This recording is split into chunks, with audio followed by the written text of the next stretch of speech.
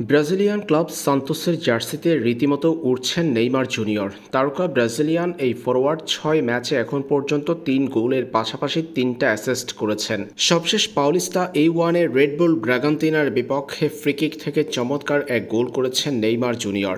ম্যাচটিতে নেইমারের কল্যাণে জয় পেয়েছে সান্তোস, যার মধ্য দিয়ে সেমিতে উঠেছে নেইমাররা। এই ম্যাচের পুরো সময় খেলতে পারেননি নেইমার। খুঁড়িয়ে খুঁড়িয়ে কেঁদে মাঠ ছাড়তে দেখা গেছে নেইমারকে। দেখে মনে হচ্ছিল ইনজুরিতে পড়েছেন এই ব্রাজিলিয়ান। পরে সামাজিক যোগাযোগ মাধ্যম ইনস্টাগ্রামে নিজের অ্যাকাউন্ট থেকে স্টোরিতে এই ছবি পোস্ট করেছেন নেইমার, যেখানে ব্যথা পাওয়া পা দেখা যাচ্ছিল নেইমারের। মাঠ ছাড়ার পর নেইমার এমন ছবি পোস্ট করায় ভক্তদের মনে শঙ্কা জেগেছে ব্রাজিলিয়ান এই তারকা কি আবারও ইনজুরিতে পড়েছেন। নেইমারের ইনজুরি প্রসঙ্গে কিংবা ইনস্টাগ্রামে পোস্ট করা এই ছবি নিয়ে সুনির্দিষ্ট তথ্য জানা যায়নি।